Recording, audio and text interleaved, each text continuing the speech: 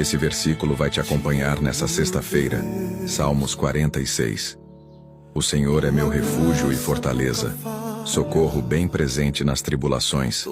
Portanto não temeremos, ainda que a terra se transtorne e os montes se abalem nos seios dos mares, ainda que as águas tumultuem e espumejem, e na sua fúria os montes se estremeçam. Há um rio cujas correntes alegram a cidade de Deus, o santuário da morada do Altíssimo. Deus está no meio dela, e jamais será abalada. Deus ajudará desde o romper da manhã. Deus te diz hoje que Ele é o seu refúgio, o seu abrigo e fortaleza, e que nos momentos mais difíceis, é Ele quem é o teu socorro.